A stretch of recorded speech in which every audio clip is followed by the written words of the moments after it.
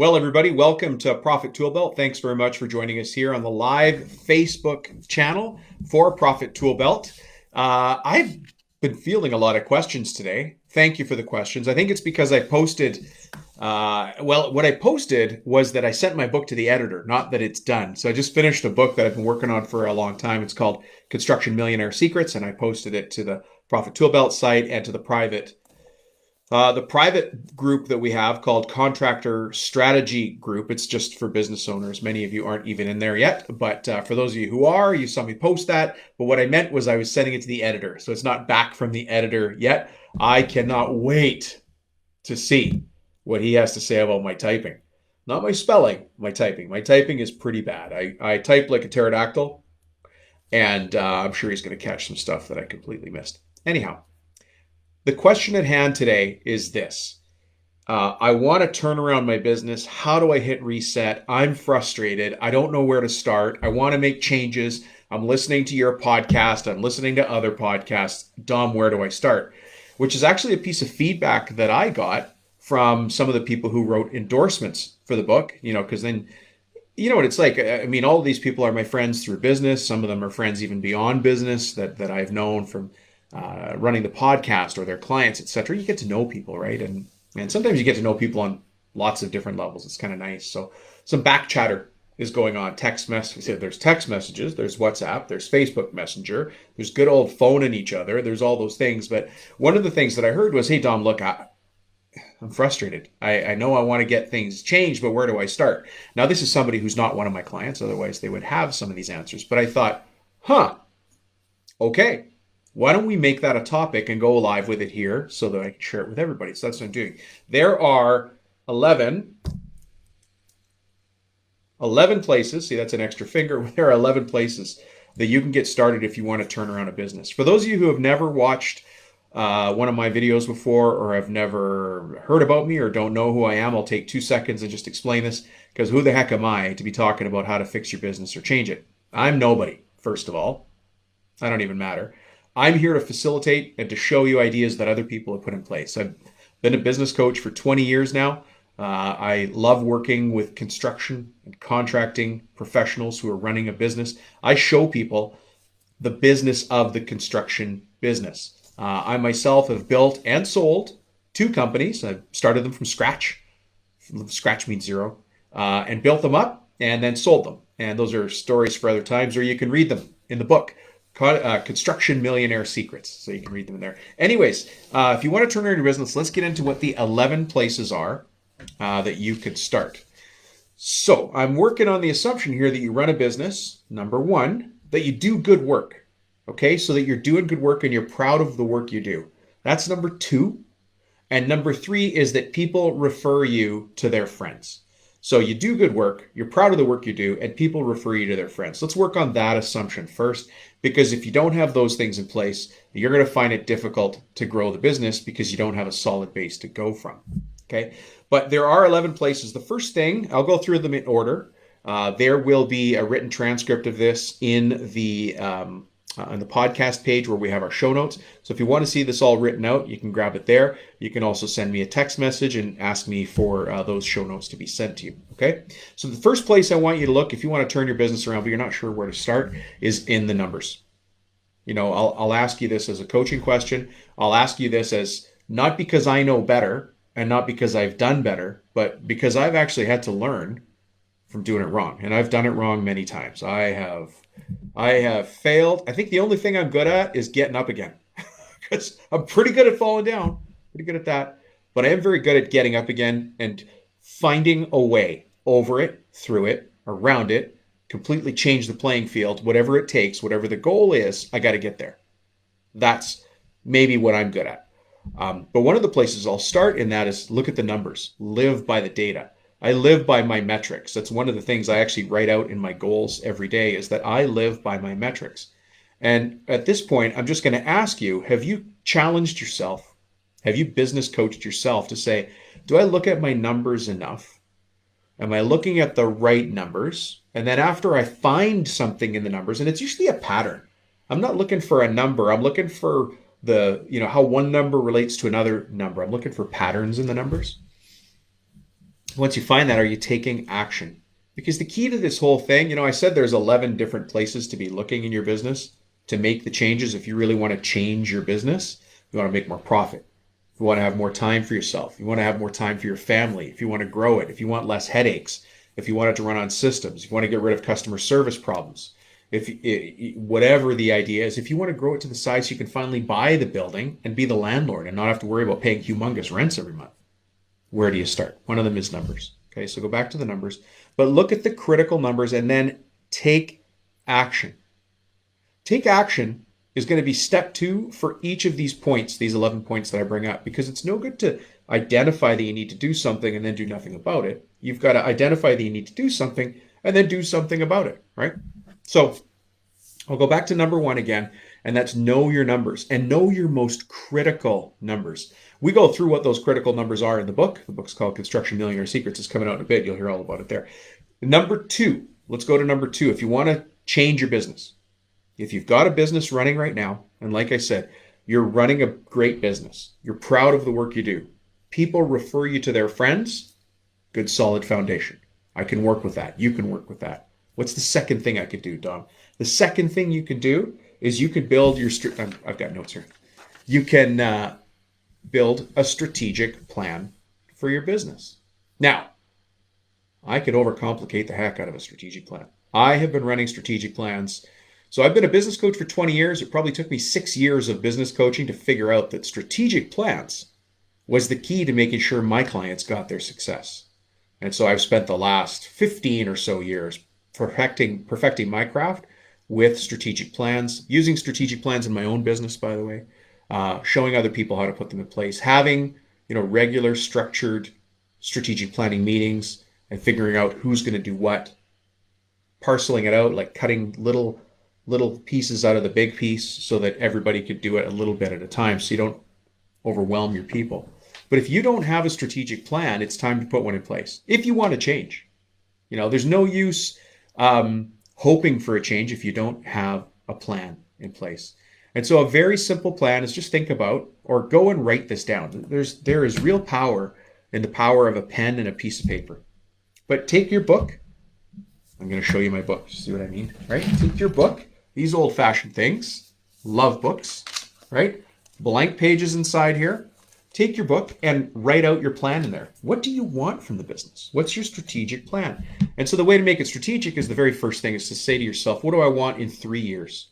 How do I want it to look? And look at the different categories. What do I want my revenues to be like? What do I want my profits to be like? What do I want my people to be like? What do I want my team to look like? For instance, if you've got a team full of people who always place blame, or they're negative, or they're in denial, or they're making excuses all the time, is that the kind of team you want in 3 years? If not, write that in your book. Right? So create that plan for what it looks like in 3 years. Once you have that, take your coffee, take a nice big gulp, close your eyes for a minute, and think, okay, if that's what I want in 3 years, what do I want in 1 year? And go ahead and write that down. Well, if I want this in 3 years, then I should do this in the next year, in the next 12 months, and write those things down. Same categories: sales, profitability, the types of clients, the types of staff, people that we have on the team, all of those things. Write those down. Now that you've done that, grab your coffee again. Close your eyes, rest your eyes for a second, take another gulp of coffee, and then say, okay, if I know what I want to do in 3 years, and now I know what I want to accomplish in 1 year, what will I do in the next 3 months to get to that? And it's amazing how powerful that becomes, how easy it is. By that point, your mind is firing on all directions. You've got so many ideas, you don't know which one to start with. Well, my friend, start with one of them and take action, because you're about to take a fat kid to the gym. It doesn't matter what you do, there's going to be improvement. That's the point of this whole episode today. Just do something to move yourself forward. And whatever you choose to do it until it's finished. That part, by the way, not very sexy. The actual face of business coaching is to figure out what we need to do and then keep doing it until it's done. Sometimes that seems boring, very boring. And sometimes we'll get to the end of that process and we think, oh my good golly, look at what we just accomplished by just doing the little things that needed to be done every single week to get there. That's all you got to do. So build your strat plan. That's number 2. Okay, so we've got 2 places so far that if you want to change the way your business is running, Maybe you've taken it over from somebody else in the company. Maybe you've just decided that this is your year to really turn things around and change the business into what you want it to be, for you to finally pull out enough profits. Or as I like to say, it's finally your turn to drive a newer truck, towing a bigger boat to a prettier college on a cottage on a nicer lake. Then you got to do this. I said college by accident. Maybe your kids need to go to college and you've got to pick up the bill. In order to do that, you need your business to do better. In order for your business to do better, you got to listen to people like me talking about how to make business better. Whatever it is, I'm glad you're here. Let's go to number 3. So far we've talked about start with your numbers. Absolutely. You could also start with a strategic plan. Why not? The other thing you could start with sounds a lot like strategic planning, but it's not as big. It's just goal setting.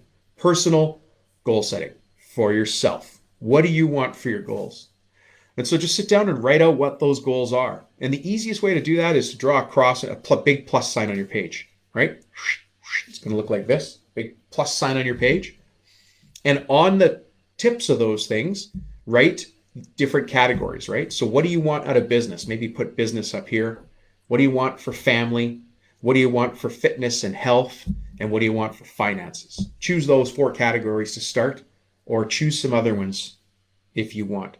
By the way, you can look up this concept on the internet. It's called diamond mapping. Diamond mapping. But I just showed you the very basic, easiest place to start your goal setting. And you know what you do on that chart, that graph, is, this one, for instance, was the business graph, the first one on the top, just as an example. All you do is say where we are in business now. And if your measurement is sales, you say our sales right now is 800,000 a year, or 8 million a year, or 80 million a year. The process doesn't change. It's just the zeros. Don't get flustered by the zeros. You can change them. I'll show you how, or you can figure it out. Let's just say you're 800,000. So you write down on the business graph, 800,000. And then you think to yourself, well, in a year, I'd sure like that to be 850,000. So then you draw 850,000. You now have a goal. I want to change my business from an $800,000 a year business to an $850,000 a year business. There's the first part of your goal. Once you have all those goals written down, doing this very simple, very powerful exercise, you can then figure out how to backfill it and get the things done that you need done. It's no different than for those of you who help coach your kids' sports teams. If you want your kids' baseball team to win the championship, what do you have to do? Well, first you have to practice. What do you have to practice? You have to practice the basics. Then you got to win some games. Then you got to have a real good team culture. You got to have some things you put in place that everybody knows. We've got a team cheer. We've got our team uniforms. We've got a team culture, right? We're building a real team feeling. It's the same in your business. It is the same in your business. So take those same components that you have for building a winning kids baseball team and apply them to your business. From building a kids winning soccer team, or from maybe if you help people with music, whatever it is, but take those same concepts, right? So build your goals using that quadrant that I just talked about, and help yourself put goals in place for the business. So that's item number 3. Okay, Dom, I heard you.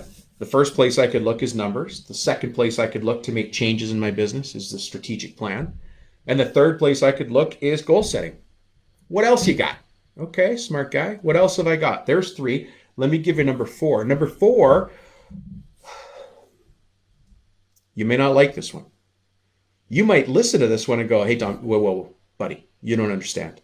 You don't understand my business. You don't understand what it's like in my city. You don't understand my industry. That won't work here. But you asked, so I'm going to tell you. Number 4, time management. Ah, I know. That won't work for you, won't work in your city, won't work in your industry. I get it. I've heard it all before. Time management works because it puts me in charge of the calendar. We all have 24 hours a day. I can waste it or I can use it. As long as I use my time better than the next guy, I'll beat him every single day, all day long. I will win every single time because I'm better with my time management. The people that know me really well know that I'm a time stickler. You would expect that from me. I'm an entrepreneur and a business coach. I'm a time stickler. When my business is up and running on all cylinders, I have 15-minute meetings. I don't have half-hour meetings, and I don't have one-hour meetings because I don't have time. I don't have time. 15-minute meetings. But what I do is I take my calendar, and some of you have heard me say this before. I'm going to tell you how to be a better time manager and not spend a dime doing it, except you've got to put some time in with your mind. It's very cheap. I'm the king of doing things on the cheap. I'm the king of that, right? Why do we have to spend $1 if we don't need to? So here's what I want you to do. If you're really serious about managing your time better, you might wonder which tool to use to do that. Well, one of the things is you only can have one calendar. I don't care if it's the calendar on your phone, which should be synced to your computer. If that's your calendar, that's the only calendar you use. I also don't care if you use paper. It's okay to use paper. Nobody's going to laugh. Nobody's going to say anything. And if they do, who cares? They're not the ones in charge of your time. You are, or I am. If you like using paper, simply go on the internet and search for the word week at a glance calendar. So a week at a glance calendar, and a bunch of images will come up, and they're pictures of calendars, and it shows, let's just say it starts with Monday. So Monday, Tuesday, Wednesday, Thursday, Friday, and then Saturday, Sunday are tacked on the ends. You could choose any version you want. Sometimes it starts with Saturday, sometimes it starts with Sunday. Hey, it's your calendar. You choose which view you want. But the reason you want a week at a glance is because you can see right in front of you on one page the whole week, Monday, Tuesday, Wednesday, Thursday, Friday, etc. And I'm assuming you only work 5 days, maybe you work 6, so tack Saturday on there. Sunday should be, your time to do whatever you like, but everybody makes their own decisions here, right? And you'll say to me, but Dom, look, you don't understand. You just simply don't understand. I'm so busy. I never know what's going to happen. It's Tuesday today. I don't know what's going to be happening Thursday. Yeah, I don't know either, but I do know this. I know you're going to show up to work at a certain time, and I know you're going to leave work at a certain time. So go to Thursday and write those things down. I know you're going to take lunch or have a coffee break at some point. You've got to take a coffee. So put that in there. Maybe you'll say, I will take coffee at 10 a.m. Okay, so write in 10 a.m. There's your block for coffee, 15 minutes long. That's your time as the owner to just turn off all your devices and just have a coffee. So there's a couple things on the calendar right there. You think to yourself, you know what? I really need a day of the week to meet my bookkeeper.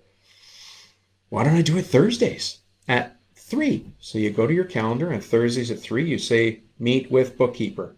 Thursdays at 3. So now every Thursday at 3, let's say from 3 o'clock to 3:30, you meet with the bookkeeper.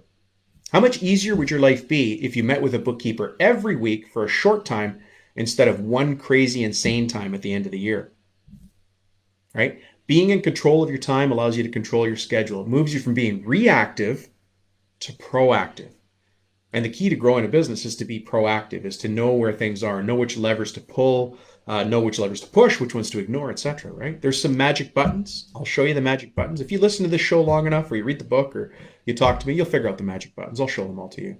That book is called Construction Millionaire Secrets because there are some secrets that don't get shared. Well, I'm throwing all that away. I'm sharing them all. I'm fed up with this where everybody sits in their silos, and the people in painting don't talk to the people in general contracting, and the general contractors don't talk to the finishing carpenters. The finishing carpenters don't talk to the cabinet makers. Forget that. System's not working. So I put it all in the book. You can read it all there. No more secrets. Okay, so there's time management. Number 5, there's another place that you could start to make changes in your business if you want to make changes in your business. See, it doesn't matter where you start as long as you start. Maybe your business needs to start in admin.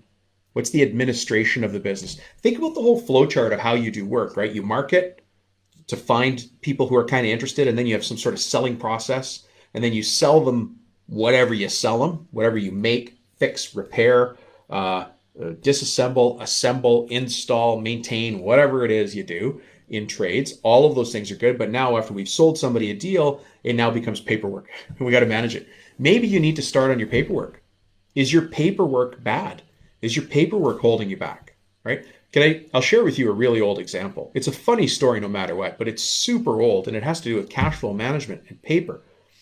In the old days, when I would go and deal with a company, let's say with a fleet of trucks, so let's say a plumbing company or an HVAC company or maybe a glazier, guys that do windows and glass, and they say, Dom, we have a cash flow problem. We're selling, but we don't seem to be profitable. What can we do? So we sit down, we have the meeting, we come out with this big plan, structured plan, what to do when, and then I say, well, there's one other thing we can do, but it's going to sound kind of dumb. You want to try it? And they're like, well, Rubino, give me what you got. So we need to go look at the vans. So we go outside and we open the vans, and I'm like, okay, look behind the driver's seat. What? I'm like, yeah, just look behind the driver's seat. And so you remember in the old days, there was this chit, the Visa chit. It was that little piece of paper about this big. And if you didn't have the machine, you would rub your pen over it. Well, what would happen, and it happened in every van and every fleet, is that your worker, your technician, would throw, after he took the payment from Mr. and Mrs. Jones or Mr. and Mrs. Lopez or Mr. and Mrs. Chan, he would take that Visa receipt and he'd throw it on his seat. And then he would do whatever he had to do and then jump in and sit on it. And as he sat on it, it slid behind the seat. And so we'd go behind all the seats in the vans and we'd pick up unprocessed Visa receipts. Well, that problem in administration, that problem in tracking still exists today. That's why people use apps like Jobber and Site Photos and all of those things. So maybe all you need is some different administration systems so you can manage the information that's flowing through your company, because your company is just a collection of systems that are in place to help people solve problems and generate profit for the owner. That's what a business is. That's all it is. So I know that was an old story, but it's still funny. I would always find Visa processing receipts behind the chair, behind the driver's seat of the fleet of trucks. And sometimes we found thousands of dollars. It was crazy. And they'd be like, Rubino, how'd you know about this stuff? I'm like, I don't even know. I don't even know how I find out this stuff, how I learned it. But you only learn it by failing 1,000 times and by funny stories and things that happen. So there's one for you. You can't even use it anymore. We don't use those Visa receipts. But what are your administration systems? So let me recap. So far, if you want to turn your business around, here's a couple places you can start. Number 1 is look at your numbers. Number 2 is put together a strategic plan. Number 3 is start setting goals for yourself as a business owner. Number 4, time management. This business is a reflection of you. If the business isn't succeeding, you have to look at you. And by the way, I have to look at me. No different between you and I. I run a business and so do you. So there's number 4. Number 5 is administration. Number 6, I'm going to call it operations. But number 6, where do I start in turning my business around or making it better than it is today or making it tighter, run better? When I say operations, what I mean is, what do we build? What do we make? What do we fix? What do we maintain, demolish, install, whatever, program, depending on what trade you're in. HVAC, we got to do lots of programming and load balancing and things like that. Hey, whatever it is, where in your operations can you fix things? Now, quite often, there's an us versus them mentality between the office and I'll call it the shop. It could be the fleet, the guys in the field and the people in the office. Just call it us versus them and office versus shop. But when I say shop, it's the people actually on the tools. Well, it's not always that the operations are broken on the tools. It could be the handoff between the office and the guys on the tools, the people on the tools. So where in your process do you consistently get headaches? What are your customers complaining about? Because they're not all wingnuts. If your online reviews on Houzz or Annie's List or Yelp or wherever you are coming back and it's saying consistent things, you can only say they're wingnuts for so long. You've got to go look at what the issue is. Why did it take so long for this to happen? Why did we ask for yellow and it came in as brown? Why Whatever those are operational issues. Go fix that one thing. Like I said earlier, take action. All you have to do is take action. Follow it through like a dog on a bone. One of the worst things that we can do as leaders in the business is start on a project and not see it through to its completion, because what does the team around us see if we do that? I've seen it done, and I've probably done it. I guarantee you I've done it myself. You come into the office on Monday and your boss read a book. Dom read a book. He's got this great idea. He's got quotes all over the place. Yeah. Everybody's going to have meetings and we're all going to sing Kumbaya. And we're all going to wear purple socks and blah, blah, blah. And what do they say to each other as soon as you're not in the room? They turn to each other and say, give it a week. He'll forget about it. And you do. You just forget. Well, stop forgetting. Pick one thing. I don't care what it is. Doesn't have to be big. Pick one thing and absolutely hunt it down, identify it and destroy it, and show your team how you can fix a single problem in the business. And when you fix the first problem, you can go fix the second one and the third one. And pretty soon when they're around the water cooler, they're going to say, wow, boss is really on a tear. This company is going places. I was employee number 4. That's when they start to say cool things like that. Yeah, I was employee number 73 and now look at us. Hey, that's where I want you to be as well. So just grab one idea and take it to the right, not only past the finish line, out through the concession stands and back into the parking lot to the tailgate party. Take that idea, that one thing you want to fix, and run right through it and finish it off before you move on to the next one. And your team will follow the more often you do that. So you're training your team to do that. Okay, number 7, quality control. maybe you need to go look at fixing things on quality control. Do you remember earlier I said that this is only for business owners who already do good work that they're proud of and where people are referring their friends to you? Because if that's not happening, this is probably not the podcast for you. Feel free to hang up, go somewhere else. You're just not going to get what you need here, and I'm not talking to you. If you want to fix that problem, that's a different thing. But if you want to stay in that world, I don't know, go listen to something else. But go fix quality control. Make sure you're delivering to that absolute perfection that you can deliver. Care about what you're doing. Love what you're doing. Be passionate about what you're doing. If you do drywall and painting, but you kind of hate drywall, just do painting. Stop doing drywall. You can't be good at everything. You cannot be good at everything. I just did another interview for this podcast with a gentleman who runs a roofing company. They do $32 million, but he started at zero. And then in his end of his first year, he did 750 grand. The only thing they do is steep roofs. And he said, Dom, we get tempted by flat roofs because there's a lot of margin and there tend to be big square footage. But you know what? We're really good at steep roofs. It's a little bit scary. I actually asked him this. I said, was it scary to concentrate on just one area of the business? And he said, yeah, it was, but turns out to be our sweet spot. Well, that sweet spot is $32 million. Not a bad sweet spot. Where's the sweet spot in your business? So when I talk about quality control, understand your market and get better at delivering on that than anybody else. You know, for cabinet makers, maybe your sweet spot is vanities. I shudder. I hate to even say that because I know for lots of cabinet makers, especially the big ones, they realize that doing vanities doesn't make a lot of financial sense after a certain point because it takes so much hand-holding to do it. But I use that as an example. Maybe your sweet spot is garages, garage organization. I don't know what it is. You know what it is. You have a sense. The market will always tell you. The market will tell me whether this is a good episode, because if it doesn't work, we're going to know. Nobody's going to watch it. Now, we're going to do a part 2. I'm going to let you go from here, folks. So we ended at quality control. If you want to check in, I'll be doing the second portion of this tomorrow evening. So check in with us there. Thanks very much for checking in tonight. We will talk to you soon.